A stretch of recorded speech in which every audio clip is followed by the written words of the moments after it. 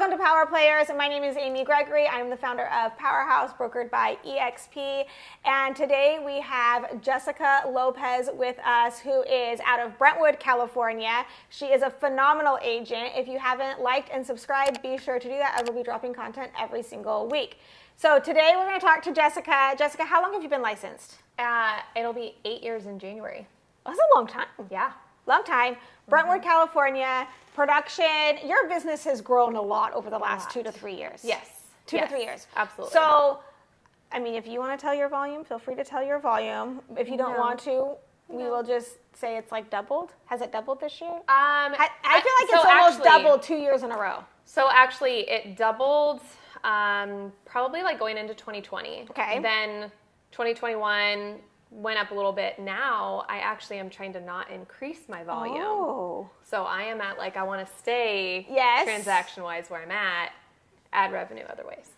Revenue other ways. Okay, so let's talk about first the art of like doubling your volume, because I think a lot of agents are wanting, like, where do you get to that like quantum leap where you're like, okay, and now my volume has doubled. And she did it in 2020, which was before the market went at breakneck speed, because that didn't happen until kind of end of 2020, wouldn't you say? 2021 was really the year it was bananas, right? Yeah. So how did you manufacture that, doubling your volume?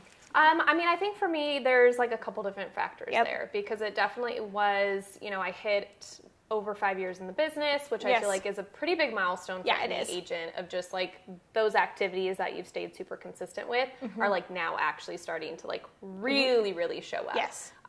So definitely, I think just seeing the fruits of my labor of the first few years really come to fruition. I think one of those things is we talk about like, it's almost like a plane taking off, right? Where there's all this prep work that happens before you get on the plane. You plan the trip, you pack for the trip, you figure out your outfits, you get to the airport, you check your baggage, you go through security, then you get on the thing, and then you like get on the plane, and then it's all of this like resistance for the plane to take off.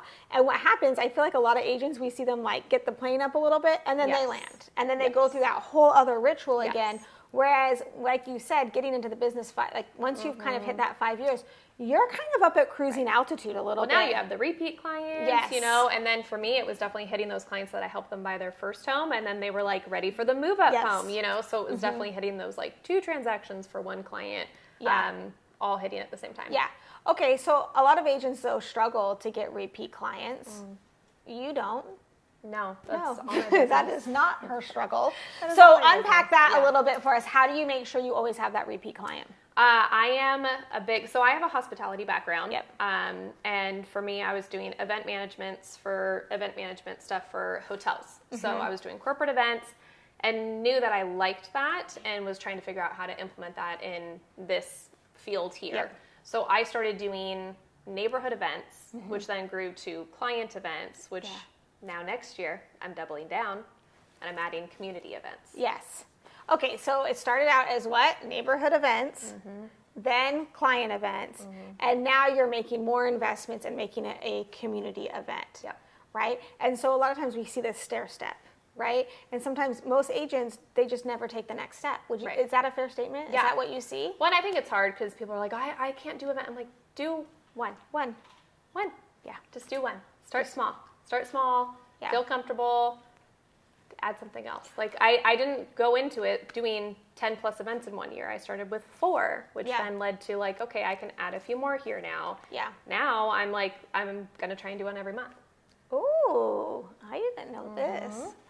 Dropping. Okay,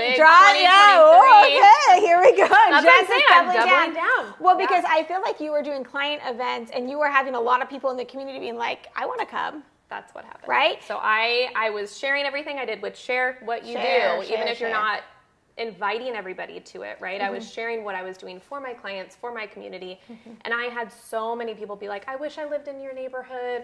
Or you know, when I buy a house, I'm going to buy it with you because you do the best things for your clients. Yeah.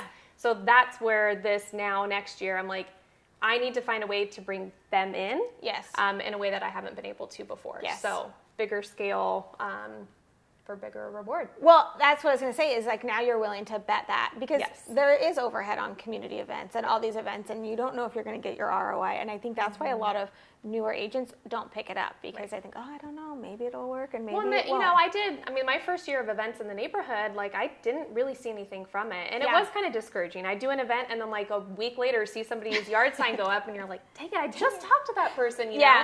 And then all of a sudden it was like, okay, the next year I got a couple. Yeah. Now I can't walk the neighborhood with people being like, okay, so tell me about the new neighbor that's coming in there. Like, you better get me a good neighbor here. Like, everybody's calling me and they're not calling anybody else. Yes. And that took years of consistency. Well, okay, so let's talk about consistency.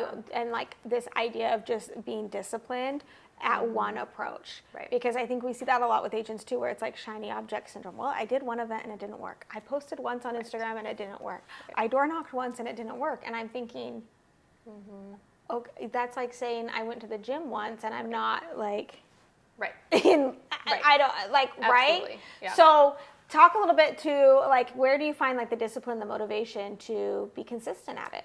So I think like a precursor to even that is finding what brings you joy in your business. Okay. Because if I didn't enjoy doing events, I wouldn't be getting what I'm getting out of it because I wouldn't be able to show up. Right. I wouldn't be able to be consistent because I wouldn't really actually like what I'm doing. So do I door knock? No, that's not something that brings me joy. Like, do I cold call? No. Do I pay for Zillies? No. Like I found the things that I like to do. And that's how I'm able to stay consistent because I actually enjoy it. So I think that's the biggest thing is like finding something, whatever your lead source is. Whatever it's going to be. And just lean into that thing because you enjoy it. And if you enjoy it, you'll keep doing it. Well, and that's the other thing too is I think you really just need to start with one reliable lead source, right? Like, so I already knew Instagram, so that's where I went. You already knew events, so that's like where you went.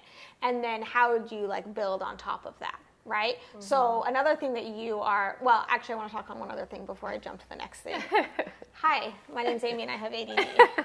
Welcome to working with me. No, but you said something in there where it was, you were sharing what you were doing, right? So regardless of what your lead source is, you want to be sharing it on social media. I feel like social media has to be a pillar in everyone's business now.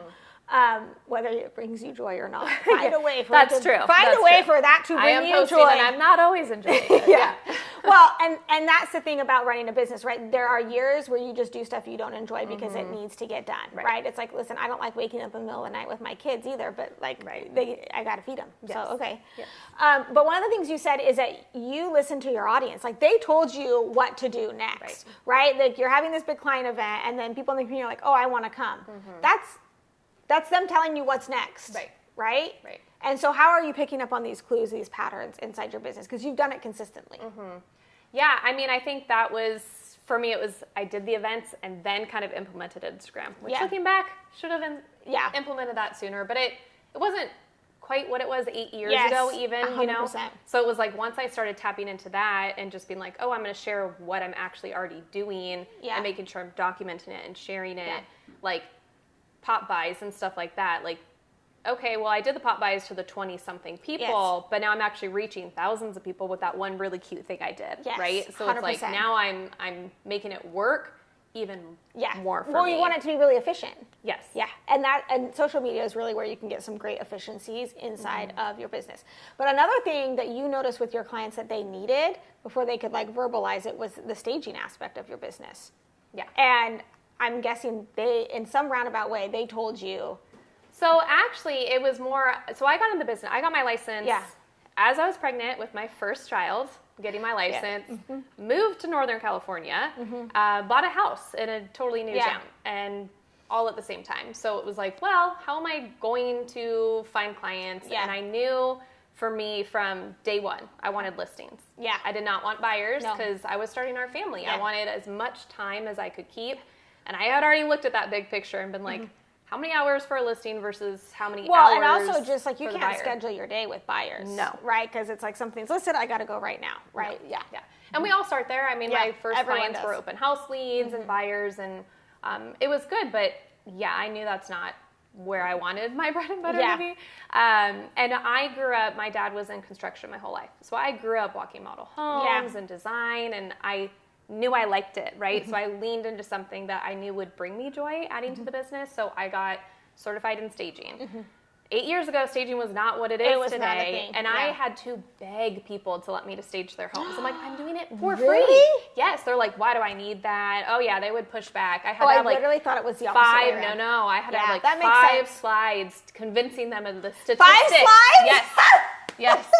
My little like presentation of like why, like PowerPoint. My little, like PowerPoint slides. Like here's all the data of like why this is great. And they're like, finally would be like, okay, fine, like you can do it. But you were smart because you staged it like livable staging. Yes. And I think that was the misnomer that clients probably had is like, oh great, now my house is gonna be like a model home. I can't even sit down, I can't even do this, and I've got to live here, and I've got showings, and it's already a stressful situation for buyer, like for sellers. They're already like maxed out on stress, right? So I think that was ingenious to say, oh no, we're gonna make it livable. And like kind of kid friendly, family friendly, depending on obviously the client and things like that. And now, I mean, leaning on that too with like Instagram adding to it. I mean, now I have people who will be like, I knew this was your listing before I even saw your name on it because of the staging. Because of the way it looked, I already knew that it was your house. 100%. So it's been a really great just overall branding piece move. to it as well.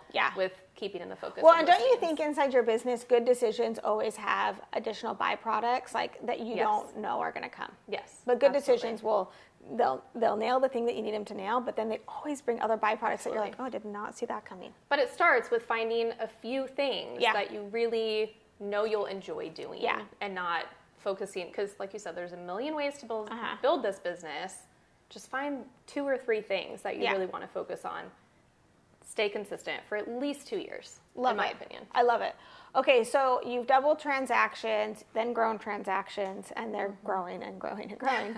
And so on the horizon, at the front end of this, you said you want to maintain transactions and kind of systemize them to free up more time, I'm assuming. So what's on the horizon for you then? We bought our first investment property this year, which was super exciting. So my goal is 1 new property for the next 5 years every year.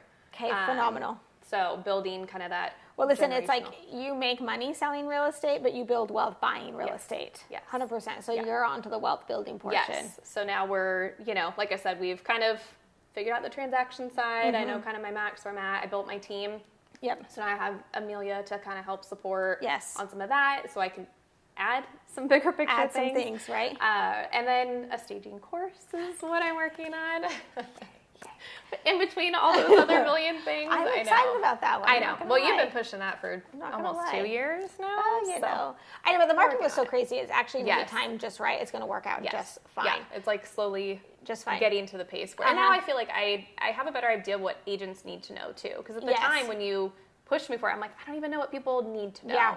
But now I've been able to have more conversations that I have a better grasp of what 100%. People are looking to learn. Yeah. That's going to be phenomenal. So staging course will be launching soon. Buying investment properties, 1 every year for 5 years. Yeah. I actually think you could do like 2. I'm going to do that to you. I'm going to say, just double that number, Jessica. And what about your first one? I know. I know. Yes. See, we know. You gotta push each other. This is on the horizon for me too. And I think that's been the funnest part of like being inside of Powerhouse is jumping in with agents that are building at the same level as you, but building in different ways. Yeah. And it always just keeps like leveling up. Someone buys an investment property, like, oh shit, I need an investment property. Like, wait, tell me more about that. Like, you're like, I don't want to get left behind. Like, tell me all the details. Yeah. And so that's been really fun. It is like really fun. An unintended byproduct. Yeah, of a good thing. Of a good decision, right? So, okay, Jessica, thank you so much for being here. If you want to know more about Powerhouse or EXP, you can click on the link below, but be sure to like and subscribe as we're dropping new content every single week.